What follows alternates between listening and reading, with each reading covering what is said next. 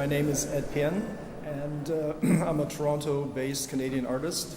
I was born in Taiwan, and I moved to Canada when I was 11 years old. And that was a long time ago. I am a full-time practicing artist, and I teach part-time at the University of Toronto. I think there are many themes, many subjects, and I would say I try to keep it fairly open so that people can come with their own history, their own experience, context, their own sense of knowledge to approach the work. But at the same time, I'm driven by certain themes and concepts. And in particular, I'm interested in water as a entity, in fact. Obviously, when I deal with water as an entity, I touch on the idea of the environment. I also address issues with trauma and how to represent trauma in my work. And thirdly, I've been working with elders in Cuba since 2014. And together we explore the idea of time over time. So that project continues until they die or I die or when they lose interest. So that's the three main themes that I'm kind of exploring. But among all these themes, there are just so many possibilities for different kinds of interpretation. And it's actually based on a book. It's inspired by a book written by Mariana Bernal, who is a First Nations ally. She, I would say, she champions their rights to have access to clean, drinkable water. So literally the entire book is spelled out in the ropes. And each black mark references a particular word in the book. Every white mark represents the space between words. If you were to look at the end of each rope, you'll see a chapter and a line number. So every word in the book is actually there. And it becomes a visual sensation and also becomes a physical experience. Someone had mentioned that never have they ever experienced one book at the same time. You literally have to flip the pages, but here the entire book is spelled out. The blue has nothing to do with the book. As an artist who deals with installation, I'm really interested in creating a sense of the aesthetics, to create a sense of seduction. I want the viewers to be intrigued by the work and want to come close and then experience the work. So for me, aside from content, the pleasure of an experience is really important. I think the initial experience or response to the work is always kind of playful. People are intrigued, they want to experience it. This morning already I have people coming through when I just had a few strings going through, a few ropes hanging.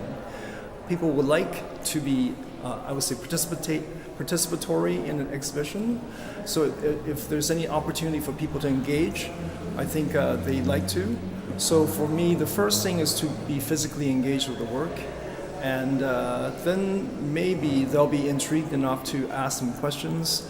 I will have the book in the space on the wall so they can actually look at the book in reference to the installation.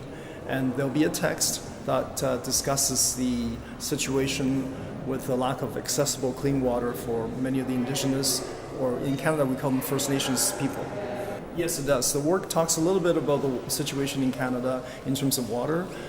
In Mariana Bernal's book, and it's called Denying the Source, in one of the introductions, she talks about how when the Constitution of Canada was written, because water was so abundant, it was never configured or never thought about as something that should be protected.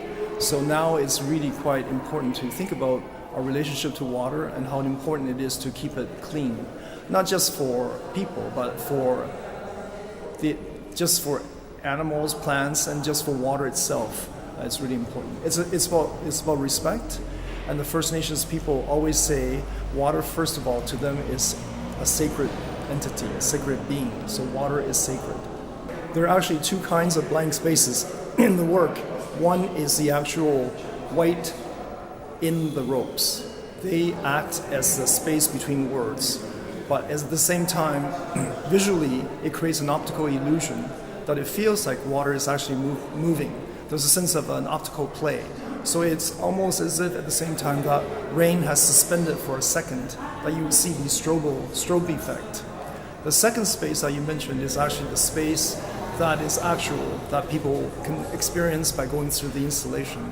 I've created corridors and spaces where people can actually go through. From afar, it looks like the whole thing is just very dense, but as they approach, they'll realize there are actually openings that they could go in and explore.